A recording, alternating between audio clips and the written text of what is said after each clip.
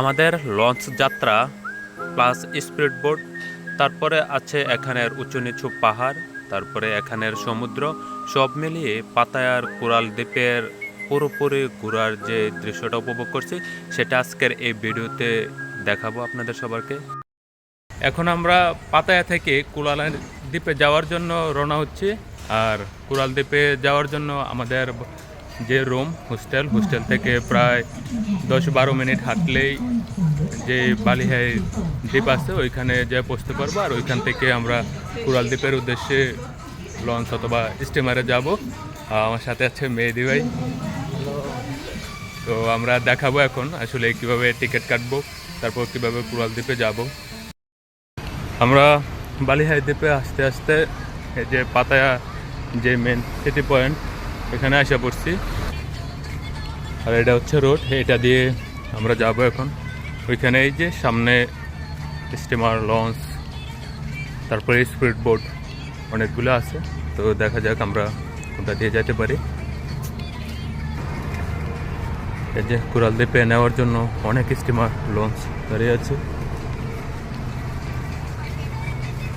আর অনেক মানুষ যাইতেছে ওই যে ব্রিজটা এটা দিয়ে। তো দেখা যাক আমরাও যাই। কুরাল আইল্যান্ডে যাওয়ার জন্য এখানে প্রায় সবাই অপেক্ষা করতেছে। আর কুরাল আইল্যান্ডে যাওয়ার জন্য যে ব্রিজটা এটা প্রায় যে Pattaya city point, Pattaya city পয়েন্টের এ পাশে। তো এই যে ব্রিজটা দেখা যাচ্ছে এই ব্রিজটা দিয়ে মূলত সবাই যাচ্ছে। তো কুরাল দ্বীপে যাওয়ার জন্য আমরা প্রায় হাঁটতে হাঁটতে অনেক সামনে এসে পড়ছি। আর একটু সামনে লঞ্চ আছে, আমরা মূলত লঞ্চ দিয়ে এখানে থেকে কুরাল দ্বীপে যাব। আর কুরাল দ্বীপে যাওয়ার জন্য যে বালিহাই দ্বীপ, এখান থেকে লঞ্চের ভাড়া হচ্ছে 50 বাত, মানে থাইল্যান্ডে টাকায় হচ্ছে 50 বাত লাগবে আমাদের। আর আমরা এখান থেকে লঞ্চ দিয়ে কুরাল দ্বীপে যাব। আর ইতিমধ্যে আমরা কুরাল দ্বীপে যাওয়ার জন্য যে লঞ্চের টিকিট ওইটা কেটে ফেলছি। আর ওটা 50 বাত লাগছে আমাদের, মানে জন প্রতি 50 বাত লঞ্চের টিকিট। আর আমরা যে লঞ্চটাতে উঠছি অনেক মানুষ উঠতেছে। আর আমরা মূলত এখন সেকেন্ড ফ্লোর উঠে গেছি লঞ্চের। আর অনেক মানুষ উঠতেছে আমাদের সাথে, কারণ এটা তো লঞ্চ অনেক বড়, নিচতলায় এবং উপরতলায় দুনো ফ্লোরে অনেক মানুষ। আর আমরা ওঠার সাথে সাথে আমাদেরকে লাইফ জ্যাকেট দিতেছে। আর আমিও একটা লাইফ জ্যাকেট নিয়ে নিছি, তারপর বাকিরাও লাইফ জ্যাকেট নিয়ে নিতেছে এখন। আর মূলত আর আমি এখন একটা জায়গায় সিলেক্ট করছি, এটা হচ্ছে একেবারে পাশে, কারণ পাশে বসে তো পুরোটা ভিউ দেখা যাবে, ভালো লাগবে, এই জন্য আমি পাশে বসে। আর আমি যে লঞ্চটাতে উঠছি এই লঞ্চটাতে অনেক মানুষ উঠছে। আর ইতিমধ্যে সবাইকে যারা যারা উঠছে প্রায় সবাইকে লাইফ জ্যাকেট দিয়ে দিয়েছে। আর সবাই লাইফ জ্যাকেট অলরেডি পরেও ফেলছে। আর সবাই বসে রয়েছে, সবাই অপেক্ষায় আছে লঞ্চ ছাড়ার। তো আমরা লঞ্চে উঠে প্রায় 8 থেকে 10 মিনিট বসে থাকার পর এখন আমাদের লঞ্চটি ছেড়ে যাচ্ছে পাতায়া বিচ থেকে কুরাল দ্বীপের উদ্দেশ্যে। আর সবাই ইতিমধ্যে চুপচাপ বসে আছে। অলরেডি আমাদের লঞ্চটা এখন ছেড়ে দিছে, আমরা যাচ্ছি কুরাল দ্বীপের।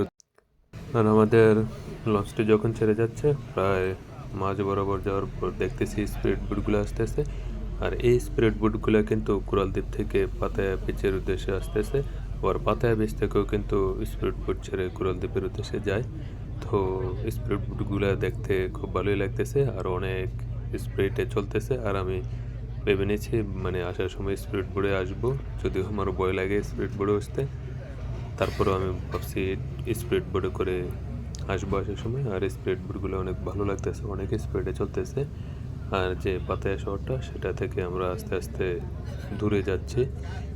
আর সবাই স্থির হয়ে বসে রয়েছে, সবাই যে সমুদ্রের সৌন্দর্য সেটা উপভোগ করতেছে। আর অসাধারণ লাগতেছে সমুদ্রটাকে। তো আমাদের লঞ্চটি আস্তে আস্তে প্রায় কুরাল দ্বীপের খুব কাছাকাছি এসে পড়ছে। যত সামনে যাইতেছে কুরাল দ্বীপটা তত ভালোভাবে দেখতে পাচ্ছি আমরা। তো ইতিমধ্যে প্রায় কাছাকাছি এসে পড়ছি, হয়তো আর 2-4-5 মিনিট লাগবে, আমরা কুরাল দ্বীপে পৌঁছে যাবো। আর কুরাল দ্বীপে পৌঁছানোর পরে কুরাল দ্বীপটা আজকে ঘুরবো। আর আমরা কুরাল দ্বীপে এসে পৌঁছে গেছি। আর কুরাল দ্বীপে পৌঁছে আমরা যে লঞ্চ ওটা থেকে নামতেছি। আর নামার পর এখানে দেখতেছি বাইক আছে, আরও সামনে হয়তো আরও বাইক আছে। আর আমরা সামনের দিকে যাব এখন। আর এখানে নামার পরেও যেটা মনে হলো যে এই জায়গাটা অনেক সুন্দর, কুড়ালদ্বীপটা। এখানের যে দৃশ্য, এই দৃশ্যগুলো অনেক সুন্দর লাগতেছে। আর এখানেও সেম পাতায়া এখানের মতো একটা মানে ব্রিজ আছে হাইটা যাওয়ার জন্য, এটা দিয়ে আমরা হাইটা যাইতেছি। আর তো প্রায় 1 ঘন্টা লঞ্চ চড়ার পরে আমরা আইসা কুড়ালদ্বীপে নেমে গেছি। আর কুড়ালদ্বীপে নেমে আমরা কুড়ালদ্বীপের যে জায়গাগুলো ঘুরবো সেগুলোতে যাওয়ার জন্য সামনের দিকে যাচ্ছি। তো ফাইনালি কুড়ালদ্বীপে এসেও আমরা আর একটা বাইক নিলাম, আর বাইকটা নিয়ে আমরা সাথে সাথে বাইরে হয়ে গেছি। আর বাইরে হয়ে মানে কুড়ালদ্বীপের যে রোডগুলো এগুলাতে ঘোরার জন্য বাইরে হয়ে গেছে। আর এখন আমরা যাচ্ছি মানে আমরা যে পাহাড় আছে এখানে লোকেশন দিয়ে দিছি, যে পাহাড় অথবা সমুদ্র বিচগুলো আছে ওইগুলোর উদ্দেশ্যে। আর যাইতে যাইতে তো রাস্তাগুলো দেখতেছি, রাস্তাগুলো ছোটোখাটো সুন্দর, আশেপাশে অনেক দোকান, অনেক কিছু বিক্রি করতেছে। আর এখানে তো প্রায় সবাই ফরেনাররাই আসে ঘোরার জন্য, আর এখানে অনেক কিছু বিক্রি করে। আর এগুলা প্রায় সবাই কিনে, ম্যাক্সিমাম মানুষ এখানে এসে কেনাকাটা করে এটা ওটা। আর এখানের জিনিসগুলো দেখলে মোটামুটি ভালোই লাগে। আর রাস্তাগুলো অনেক সুন্দর, আর আশেপাশে যে ঘরগুলো বাড়িগুলো এগুলোর কাঠামোগুলো অনেক সুন্দর। আর মানে প্রাকৃতিক পরিবেশ তো অস্থির, প্রাকৃতিক পরিবেশটা এখানের অন্যরকম, খুবই সুন্দর লাগতেছে এখানের প্রাকৃতিক পরিবেশ। আর আমি আর ভাই তো আর কি ঘুরতেছি ঈদ মনে করে। আর এখানে তো তারা ম্যাক্সিমাম বৌদ্ধ ধর্মের, আর তাদের মন্দির।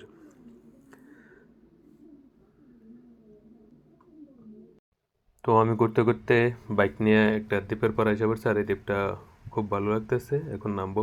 তো আমরা বাইক দিয়ে আস্তে আস্তে প্রায় আরেকটা বিচে আইসা পড়ছি। আর এই বিচে আইসা বাইক রেখে নামে মানে একটু সামনে যাই দেখি শুধু জঙ্গল আর জঙ্গল দেখাইতেছি আমি। আর এই বিচে আইসা নামার পর জঙ্গল জঙ্গল, আর পাশেই পাহাড়। পাহাড়ের এই যে এই পাশে হচ্ছে রাস্তা, আর রাস্তার ওই পাশে হচ্ছে সমুদ্র। আর এই রাস্তা দিয়ে সামনের দিকে যায়, ওইখানে একটা মানকি পয়েন্ট আছে, অনেক বানর আছে ওইখানে, যদি আমরা যাব না এখানে। আর এই পাশটাতে হচ্ছে সমুদ্র, আর সমুদ্রের পানিটা তো অন্যরকম, মানে এক কথায় অস্থির লাগতেছে এই দৃশ্যটা। তো ওই বিচটা দেখার পর আমরা আরেকটা বিচে এসে পড়ছি, যদিও ওই বিচে বেশি সময় দিই নাই আমরা, অথবা ওইখানে বেশি ঘুরি নাই, কারণ পার্কিংয়ের একটা ব্যবস্থা ছিল না ওইখানে। আর এই আরেকটা বিচে এসে পড়ছি, আর এই বিচে আসার পর এখানে দেখতেছি অনেক মানুষ, প্রচুর মানুষ। তো এই বিচটা অনেক সুন্দর, মানে কুড়ালদ্বীপে আসার পর যে বিচগুলো আছে সবগুলো বিচ অসাধারণ। মানে আমরা এটা সহ প্রায় 2টা বিচ ঘুরে ফেলছি, আরেকটা বিচ আছে, আমরা আরেকটা বিচও যাব। আর এই বিচটাতে ওই বিচটা থেকে মানুষ অনেক বেশি। আর কুড়ালদ্বীপে আসার পর যে রাস্তাগুলো এগুলো অনেক ডালু, অনেক উঁচু ডালু অনেক। আমি এখন যে জায়গাটাতে আছি এই জায়গাটা অসাধারণ, এক কথায় অস্থির একটা জায়গাতে আছি। আর এটা না দেখলে আসলে আপনারাও বিশ্বাস করবেন না, আমি দেখাইতেছি এটার পিছনের ভিউটা।